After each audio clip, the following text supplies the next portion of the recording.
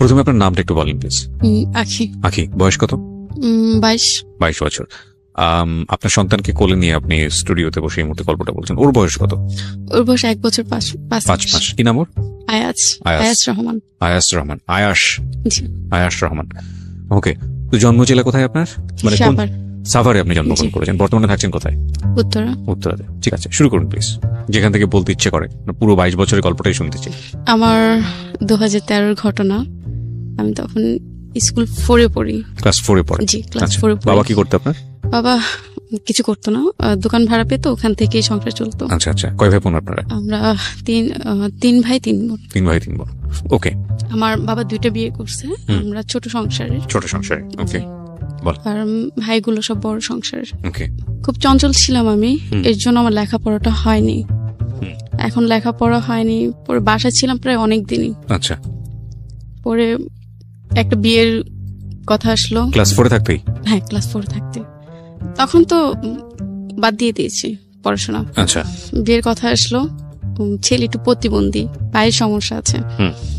পরে বাবা মেনে নিল, বিয়ের ডেটও ঠিক হয়েছে, কোরবানি ঈদের পরে, মানে একটু লং টাইম ডেটে দিয়ে ফেলছে। পরে দেওয়ার পরে আরেক জায়গা থেকে বিয়ের কথা আসলো, বাবা আরেকজনকে আরেক জায়গায় একটা মেয়ে দেখাতে নিয়ে যাবে। পরে বাবা চিন্তা করলো ওই জায়গায় মেয়ে না দেখে আমার মেয়েটা আসছে। ছেলে আবার সিঙ্গাপুরে থাকে, ভালো, তার ফ্যামিলি একটু ছোট ধরনের, সে একটু সিঙ্গাপুরে থাকে, ভালো টাকা ইনকাম করে। এখন তার সাথে আমার কথা বলা দিল। কথা বলো না আগে যে লোকের সাথে আমার বিয়ের কথা ছিল, আমার বাবা একটু চালাকি করে আমার ভাবিতে ধারায় ওনাকে বাদ দিয়ে দিয়েছে। আমার এঙ্গেজমেন্টের কথাও ছিল। আচ্ছা। তাকে বাদ দিয়ে দিয়েছে। তারপর যাই হোক উনি চলে গেছে। খুবই কান্নাকাটি করছে, আমাকে বিয়ে করবি। এই প্রতিবন্ধী ছেলেটা? হ্যাঁ, আমাকে বিয়ে করবি। তাদের অবস্থা অনেক ভালো ছিল। আচ্ছা। এখন বাবার তো রাগ, সে ওই ছেলেকে দিয়ে বিয়ে দিবে। প্রতিবন্ধী ছেলেকে দিয়ে না, সিঙ্গাপুরে যে ছেলেটা থাকে সেই ছেলেটা। আচ্ছা। ওই ছেলেটা দিয়ে বিয়ে দিবে। এখন ছেলেটা সবকিছু ঠিকঠাক করলো। আমার মা আবার বাবার সাথে রাগ করে চলে গেছে। মা কথা বলতো, ঠিক হয়েছে, ভালো ফ্যামিলি যদি হয়ে থাকে তাহলে বিয়ে দেখ, কোনো সমস্যা নাই। বিয়ে হলো, হওয়ার পরে আমার বিয়ের 18 দিনের মাথায় উনি সিঙ্গাপুরে চলে যায়। আচ্ছা। এই 18 দিনে ভালো মতো ওনার সাথে আমার মেলামেশা হয় নাই। চলে যাওয়ার পরে আমি তখন আসলে অনেক কিছুই বুঝতাম না। আপনার বয়স কত তখন যখন আপনার বিয়ে হয়েছে? তখন 13 থেকে 14 বছর বয়সে? হ্যাঁ, এরকমই হবে। ওকে। চলে গেছে উনি চলে যাওয়ার পরে ভালোই, ওনার ফ্যামিলির সাথে আমার ভালোই। আসলে প্রথম একটা মেয়ে অন্যের ঘরে গেলে অনেক কিছুই মেন্টেল করে চলতে হয়। আসলে তখন আমি এত কিছু বুঝতাম না, তখন একটু মজার ভিতরে ছিলাম, একটু আনন্দের ভিতরে ছিলাম। কথাবার্তা চলতেছে, ছেলে তো সিঙ্গাপুরের, ভালোই হবে, একটু বাবার বাড়িতে আসা যাওয়া। পরে উনি আবার আসলো, ওনার সাথে আমার ফোনে কথাই হতো। আচ্ছা। ভিডিও কলে কথাই হতো। পরে উনি আবার আসছে, আবার গেছে, এরকম 2বার করে উনি 2 থেকে 3 মাসের টাইম নিয়ে আসতো। আচ্ছা। ফার্স্ট হাজবেন্ডের সঙ্গে বয়সের ডিফারেন্স কত ছিল আপনার? ওনার বয়স 30, আপনার তখন 14। মানে আপনার ডাবলেরও বেশি। হ্যাঁ। ওকে। উনি একটু কালো ছিল। ওকে। আমি তো তখন ছোট ছিলাম, তো আমি ভালোই সুন্দর ছিলাম। আসলে আমি বললাম না, আমি এত কিছু বুঝতামও না, কি করলে কি হবে, কি বললে কি হবে। না, খুব স্বাভাবিক। এত কিছু বুঝতাম না। আর আমাদের ফ্যামিলিতে এরকম একটা জিনিস, আমাকে অনেক কিছুই বুঝতাম না। আমার ফ্যামিলির থেকে আমাকে অনেক কিছু বলে নাই। ভয় পেলে কি হবে, কেউ একটা কথা বলে কি উত্তর দিতে হবে, এগুলো আমাকে কখনো শেখায় না। জ্ঞানের প্রয়োজন, সেগুলো কখনোই না। মা কখনো বলে নাই এই ওদিকে যাবা না তুমি। নিজের এনজয় মতো সবকিছুই করতাম, এদিকে যেতাম, ওদিকে যেতাম, সবকিছু করতাম। উনি আসলো, আসার পরে ভালোই সংসার পরে উনি আবার চলে গেছে। চলে যাওয়ার পরে একটা মেয়ে আসছে সিঙ্গাপুর থেকে। মেয়েটা ভালোই বয়স হবে, কত হবে, 18, 19, 20 বয়স হবে। উনি আসার পরে আমাদের বাসায় আমার নাম জিজ্ঞেস করতেছে, আমি কে আসে বিষয়ে। পরে আমার শাশুড়ি বললো ও তো সোহেলের ওয়াইফ। পরে বলতেছে ও সোহেলের ওয়াইফ। এ নিয়ে একটু মানে ওনার দিয়ে দেখলাম উনি একটু মন খারাপ করছে। পরে জিজ্ঞেস করলাম কে আপনি? মা বলতেছে আমাদের বাসায় ছিল মেয়েটা, আগে ছিল, আমরা অনেক যত্ন করছি, মেয়েটার কেউ ছিল না, আমাদের বাসায় ছিল, আমাকে ফুপি বলে ডাকে। ফুপি বলে ডাকে। আমি সোহেলকে ফোন দিছি, আমাদের বাসায় একটা মেয়ে আসছে, মেয়েটা কে? বলে মেয়েটা তো এরকম এরকম আমার সাথে ছিল, আমার সাথে ভালো সম্পর্ক, এই সেই। আমার মন মেজাজ খারাপ হয়ে গেছে, মেয়েটা আমার বাসায় কেন আসছে? তুমি বিবাহিত, এটা জেনেও কেন আসছে? না আসতে পারতো।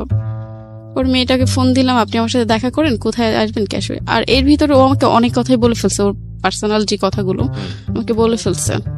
মেয়েটার সাথে মেয়েটা দেখা করবে না, কিছু ও মানা করে দিছে, দেখা করো না, দেখা করলে ওইটা অনেক দুষ্টু, অনেক রাগারাগি করতে পারে। আসলে খুব রাগ ছিল তখন আমার।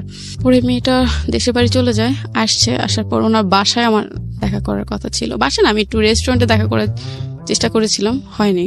পরে যাই হোক, ওনার বাসায় আমার দেখা করেছি। করার পরে কথা বললো, আপনি কেন আমার বাসায় গেলেন, কি উদ্দেশ্যে? বলে দেখলাম আমার থেকে সোহেলের ওয়াইফ সুন্দর কিনা, আসলে অনেক সুন্দর। আমি বলি সুন্দরে অসুন্দর কোনো প্রশ্ন ওঠে না। পরে আবার বলতে, তোমার হাজবেন্ডের সাথে তো আমি ছিলাম বলতে আপনি কথাগুলো কিভাবে বলতেছেন? আপনার সাথে আমি ভালো মতো দেখা করতে আসছি, আপনি কেন এই কথাগুলো আমাকে বলতেছেন? বলে হ্যাঁ, সিঙ্গাপুরেও তো আমি তোমার হাজবেন্ডের সাথে থাকেন। পরে খুবই ঝগড়া হয় ওনার সাথে। ঝগড়া হওয়ার পর আমার হাতে অনেক টাকা ছিল। বাবার বাড়ি যখনই যেতাম বাবা টাকা দিত। হাজবেন্ডের কাছে কখনোই টাকা পেতাম না বলতে, সে তো বাহিরে থাকতো, আর বাহিরে থেকে কখনোই টাকা পাঠাতো না। একবার পাঠিয়েছে উনি টাকা, 5,000 না কত জানি। বাবা এই সবকিছু আমাকে দেখাশোনা করতো, টাকা দিত, কাপড় চোপড় কিনে দিত। পরে ওই টাকা দিয়ে আমি অনেকগুলো ঘুমের ট্যাবলেট খেয়ে ফেলি। কয় পাতা হবে, 5-6 পাতা হবে। আমি বাসে আসছি, আসার পরে আমার যে হাজবেন্ড, তার মামতো ভাই বলে দিচ্ছে, ভাবি তো ওই বাসায় গেছিল, ওই মেয়েটার সাথে ঝগড়া করছে। তারপর আমরা ওনাকে বাসায় পাঠায় দিচ্ছি। এই কথাটা আমার শ্বশুর আর শাশুড়িকে এসে বলছে। ঘরে আবার ছোট ভাইয়ের বউ ছিল, ওনাকেও এসে বলছে। বলার পর ওই যে আমি যে ঘুমে ট্যাবলেট নিয়ে আসছি, আমি খাবো, আমার নিয়ত খারাপ, কেন আমি এগুলো শুনবো? আমি তাকে বিয়ে করছি, আমি কেন এগুলো শুনবো? আর আমি তো প্রেম করে বিয়ে করিনি, আমার বাবা আমাকে দিচ্ছে। পরে রাত্রে অল্প কটা ভাত খেয়ে আমি আর আমার শাশুড়ির সাথে কেউ সাথে কথা বলি নাই। অনেকগুলো অল্প একটু ভাত খেয়ে ঘরে চলে গেছে। আর আমাদের ওই ঘরটা ছিল কি টিনের ঘর। আমার বাবার বাড়ির অবস্থা ভালো, তাদের বাসায় এসে আমি ঘুমাইতেও পারতাম না, কিচ্ছু না। টিনের ঘর, একটু দরজাটা ধাক্কা দিলেই খুলে যেত, এরকম অবস্থা ছিল। পরে অনেকগুলো ঘুমের ট্যাবলেট খেয়ে ফেলি সেদিন রাত্রে আমার মনে আছে, এখনো মনে আছে, আমি রাত্রে অনেকবার বমি করছি। আচ্ছা। ওনাদের কলপারে যে বমি যখন করছি, তখন যে ট্যাবলেট গুলো খাইছে অনেকগুলো বের হয়ে গেছে। পরে সকালবেলা এগুলো আমার ছোট ভাইয়ের বউ বুঝতে পারছে আমি এগুলো করছি, উনি আবার ওগুলো পরিষ্কার করে ফেলছে। আর ওখানে কি বলে, ঘনবসতি যেরকম মানুষ থাকে না, ওরকম মানুষ থাকে। এখন এক কথা শুনলে তো আরেক কথা হবেই, এটা স্বাভাবিক। একজনে বলে আমি নেশা করছি, আরেকজনে বলে এটা করছি সেটা করছি। পরে আমার মাকে ফোন দেয়, সকাল আর উঠি না, উঠবো কিভাবে, অনেকগুলো ঘুমে ট্যাবলেট খেয়ে ফেলছি। আমার মাকে ফোন দেয়, মা এসে দেখে এই অবস্থা। মা আবার আমার বড় মাও আসে, এসে দুজনে এসে আমাকে নিয়ে যাওয়ার পরে হাসপাতালে নিয়ে যায়। আমার বাবা তখন শেরপুর ছিল, নানু বাড়িতে। পরে নিয়ে যায় হাসপাতালে, ভর্তি ছিলাম প্রায় 2 দিন। ওখান থেকে নিয়ে এসে আমাকে নানু বাড়িতে নিয়ে যায় শেরপুর বাবা। এখন উনি আমার এই কথাগুলো শুনে উনি সিঙ্গাপুর থেকে চলে আসছে, এসে ডাইরেক্ট ওনার মার কাছেও মনে হয় যায় নাই, গেছে কিনা আমি জানি না। উনি ডাইরেক্ট এয়ারপোর্টে নিয়ে মনে হয় বাসে উঠে শেরপুর চলে গেছে আমার কাছে, আমাকে দেখবে। তখন আমার সেন্স এতটাই ছিল না, তখন আমি শেরপুর অঞ্চলে তো গ্রাম অঞ্চল, প্যান্ট শার্ট পরলে খুবই মাইন্ডে নেয় সবাই। এখন আমি সবগুলো কাপড় ছিঁড়ে ফেলছি, যে অসুস্থ ছিলাম তখন সেন্স ছিল না, তখন সবগুলো কাপড় ছিঁড়ে ফেলছে। আমাকে আবার প্যান্ট শার্ট পরা আমি খুবই পছন্দ করতাম, এখনো অনেক পছন্দ করি, দেখলে আমার খুবই আফসোস লাগে। তখন প্যান্ট শার্ট অনেকগুলো নিছি ব্যাগে করে, নেওয়ার পরে ওগুলো পরছি। আমার হাজবেন্ড একদমই পছন্দ করে নাই, বাবা ওই জিনিসটা মেনে নেয় নাই। পরে আমাকে গায়ে হাত দিল, কেন এটা পরছো, তুমি অন্য কিছু পরো। পরে প্যান্ট শার্টই পরছি, অন্য একটা নিছি। পরে উনি আসার পরে অনেক কথাবার্তা বলে উনি আমাকে নিয়ে গেছে। নিয়ে যাওয়ার পরে পরবর্তীতে শুনতে পারে উনি আবার একটা বিয়ে করছে আমার আগে। ও কিভাবে জানতে পারেন এটা? ওই যে বললাম না, ওনাদের বাসাটা এরকম একটা বাসা, ঘনবসতি। আচ্ছা, একজন একটা কথা বললে আরেকজনের মানে কান চলে যায়। যেমন আমি ঘুমে ট্যাবলেট খাইছি আর ওনারা বলতেছে আমি নেশা করছি, ইয়াবা খাইছি, এটা খাইছি, সেটা খাইছি, এর জন্য এই অবস্থা। আমি কখনোই নেশা করি নাই, কখনোই না।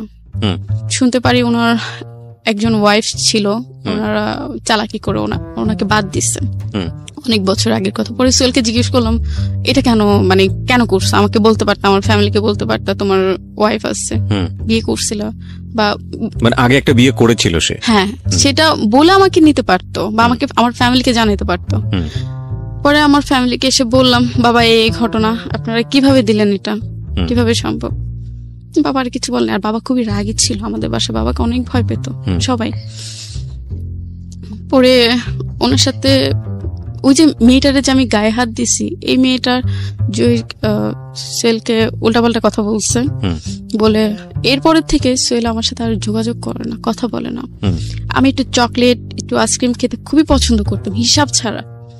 উনি কি করতো, অন্য মেয়েদের বাংলাদেশে অন্যান্য মেয়েদের তার সাথে খুব ভালো রিলেশন ছিল, সেই মেয়েদের ভিসা পাঠাইতো সিঙ্গাপুরে যাওয়ার জন্য, চকলেট পাঠাইতো, চকলেট পাঠায় ছবি তুলতো, মেয়েটা চকলেট খেত আর ছবি পাঠাইতো আমার কাছে।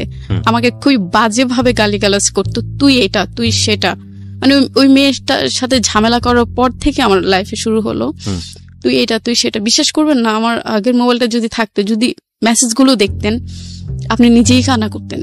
এগুলো আপনার হাজবেন্ড আপনাকে বলে বলে পাঠাতো? হ্যাঁ, আমার খুবই কষ্ট লাগতো। ওনার মা একদিন আমার গায়ে হাত দিল এসব কারণেই। ওনার ভাইও একটা, ওনার ভাইও বিবাহিত, ওনার একটা বেবি আছে। ওনার ভাই বাসা আবার কেউ ছিল না, ওনার মাও ছিল না, আমি আবার একা বাসায়। পরে ওনার ভাই সুযোগে সদ্ব্যবহার করছে। রাত্রে ফজরের একটু আগে সে আমার রুমে এসে, বললাম না দরজা ধাক্কা দিলেই দরজা খুলে যায়, উনি বাসার রুমের ভিতর ঢুকে। তখন আমার আসলে বলার কিছু ছিল না, আমি কেউ কিছু বলতেও পারি না, কিচ্ছু না। সকালবেলা মাকে ফোন দিয়ে বলি, মা ওর ভাই তো আমার সাথে এই ঘটনা। মা বলতেছে কেউ কিছু বললো না, বললে ঝামেলা হবে। বিশ্বাস করবেন না, আমার মাথা পায়ের থেকে মনে হয় মাটি ছিল না। ওনার ওয়াইফ দেশে বাড়িতে যায়। কার ওয়াইফ? ওর আমার হাজবেন্ডের ছোট ভাই, আপনার দেবরের ওয়াইফ ইয়েতে যায়, গ্রামের বাড়িতে যায়। এখন আমার শাশুড়িও বাসায় ছিল না, উনি ভোর সকাল আগে চলে গেছে। উনি আবার জব করে, সরকারি জব করে। উনি আবার ভোর সকাল আগে চলে গেছে। যাওয়ার পরে আমি আবার মানে টয়লেট থেকে এসে দরজা ভালো মতো আটকে নেই, কিছু না, ভাবছি সকাল হয়ে যাবে, সবাই উঠবে। আপনার হাজবেন্ড কি তখন দেশের বাইরে? হ্যাঁ, দেশের বাইরে ছিল। তখন যে কৌশল আমার রুমে ঢুকে সে আমাকে বলতেছে, ভাবি চার্জারটা দেন। ওরা আমি অনেক বিশ্বাস করতাম, একসাথে ওর ওয়াইফের সামনে একসাথে সাইডে শুয়ে টিভি দেখতাম। আমার পুরো মানে আমার শাশুড়ি আমার শ্বশুরের সামনে ইয়ে করতাম, শুয়ে টিভি দেখতাম। ওর মেয়ে ছিল, মেয়েটা বুকে নিয়ে টিভি দেখতাম। এখন সে বলতেছে, ভাবি চার্জারটা দেন। আমি কই আমি শুয়ে আছি, দরজাটা ধাক্কা দিয়ে তুমি চার্জারটা নিয়ে যাও। পরে চার্জার নেয় নাই, সে রুমে ঢুকেই আমাকে মুখ চাপ দিয়ে বাজে একটা।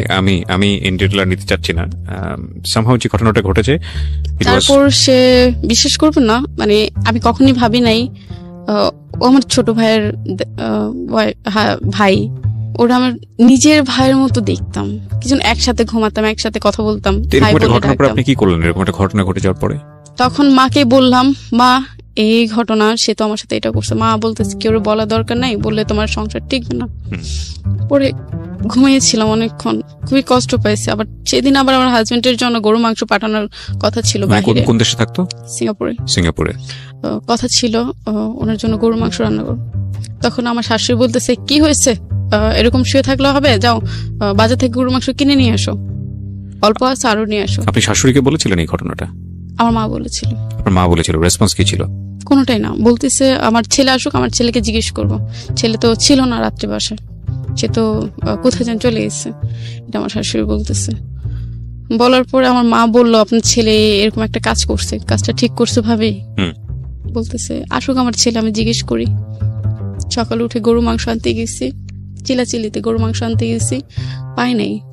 বাসায় এসে বাসার দিকে তখনই বের হয়ে গেছি। বের হয়ে আমি দক্ষিণখান থানায়, উত্তরা থানায় গেছি, দক্ষিণখান থানায় গেছি।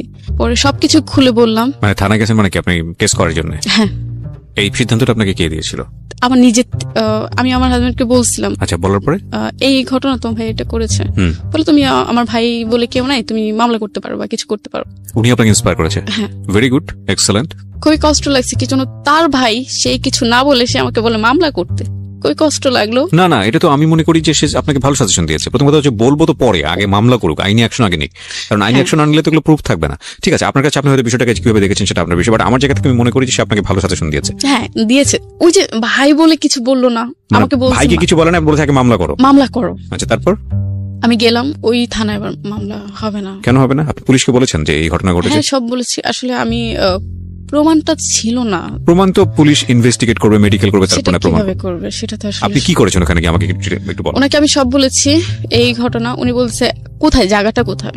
পরে আমি জায়গাটা বলছি এখানে। বলে এখানে না, আপনি এয়ারপোর্ট থানায় যান। আচ্ছা, মানে ওই থানার মধ্যে আপনি জানেন আর কি, থানা এরিয়া তো অন্য থানায় চলে গিয়েছিলেন? হ্যাঁ। আমি জানতাম না কোন থানায় গেলে কি হবে। আচ্ছা, এটা আমি জানতাম না, কখনোই ভাবি না আমি থানায় যেতে হবে। ওকে। পরে এয়ারপোর্ট থানায় গেলাম, পরে বলতেছে এটা এখানে না, আপনি এয়ারপোর্টের ভিতরে একটা থানা আছে, আপনি ওখানে যান। আচ্ছা, তারপর?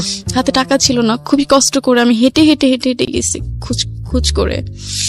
পরে যে অনেকক্ষণ বসেছিলাম, বললাম আপনার সাথে একটু কথা বলবো। অফিসার বলতেছে আপনার সাথে একটু কথা বলবো। বলে কি কথা বলবেন? আমি ওনার সামনে বলা যাবে না, একটা লোক ছিল, উনি অফিসার ছিল, আমি আসলে জানি না, আমার তো ওরকম ভাবে বলে নাই উনি অফিসার ছিল।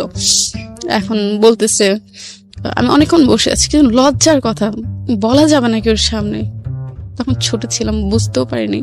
অনেকক্ষণ পরে বলতেছে, বলে উনিও তো অফিসার, আপনি বলেন ওনার সামনে কি বলতে চান। আপনি অনেকক্ষণ ধরে বসে আছেন। কি পুলিশ অফিসার? হ্যাঁ। কোনো মহিলা অফিসার ছিল না থানাতে? ছিল না। আচ্ছা, তারপর? পরে বললাম আমার সাথে এই ঘটেছে, এই ঘটনা, আমি মামলা করতে চাই। আপনার বয়স কত? 14 হবে, 13-14 হবে। বলে আপনাকে বিয়ে দিচ্ছে, আপনার বাবা মাও ধরে নিয়ে যাব, আপনার শ্বশুর শাশুড়িকে ধরে নিয়ে যাবো, কিন্তু আপনি নাবালক। তখনই আমি আসলে নাবালক ছিলাম, দুজনকে ধরে নিয়ে যাব। একটু ভয় লাগছে, আমার শ্বশুর বাড়ির লোকগুলো ধরলে আমার কোনো আপত্তি না, আমার বাবা মাকে যদি ধরে তাহলে আমার খুবই কষ্ট লাগবে, আমার কারণে আমার বাবা মা কিছু হবে, সেটা আমি কখনোই চাই নাই, ভয় লাগছে। তারপর বলতেছে আপনার শ্বশুরের নাম্বার আছে? হ্যাঁ আছে। আমার শ্বশুরও ফোন দিয়ে বললো আপনার ছেলের বউ আসছে, এই ঘটনা, কি হয়েছে? পরে আমার শ্বশুর উল্টাপাল্টা বুঝাইতেছে, আসলে এগুলো মিথ্যে কথা, সে মিথ্যে কথা প্রচার করতেছে বা কিছু। আমি বলি আপনি মেডিকেলে যদি নিয়ে যান আমাকে নিতে পারেন, আমার কোনো আপত্তি নাই। পরে আমাকে অনেক কিছু বুঝে ওখান থেকে, আমার শ্বশুর যখন বলছে মিথ্যে কথা এগুলো প্রচার করতেছে, তখন ওই অফিসারটা অনেক কিছু বুঝে আমাকে ওখান থেকে বিদায় করে দিচ্ছে। অফিসারই আপনাকে বুঝিয়ে পার করে দিয়েছে ওখান থেকে? কি বুঝিয়েছে আপনাকে? আপনার বাবা মাকে ধরে নিয়ে যাবো, কিছু আপনি নাবালক। সেটা আপনার, সেটা লিগ্যাল অ্যাকশন থেকে অফিসার 100% কারেক্ট কথা বলেছে, এগুলো বলে আমাকে পাঠিয়ে দিয়েছে। সে আমাকে আসলে ওরকম ভাবে গুরুত্ব দেয় নাই, আপনার কাছে মনে হয়েছে? হ্যাঁ। বাট সে আপনাকে যে কথাটা বলেছে সেটা কিন্তু কারেক্ট। 13-14 বছর বয়সে যে বাবা মা বিয়ে দেয়, তারা কিন্তু ultimately is one kind of crime. এবং সে যদি লিগ্যাল পার্সপেক্টিভ থেকে যদি দৌড়ায়, তাহলে আপনার বাবা মাও কিন্তু আসলে এই ঘটনার প্রেক্ষাপটে কিন্তু টান পড়তে পারে। তো আমি জানি না, আমি নট এ লয়ার, বাট আমার মনে হয় পুলিশ যেখানে আপনাকে যে এটা বলেছে সেটা বলেছে ঠিকই আছে। তবে একটা জিনিস আমার মনে হয় যে থানাতে আসলে ওই সময়টাতে আপনি ডিমান্ড করেছেন কিনা জানি না, কোন মহিলা পুলিশ তো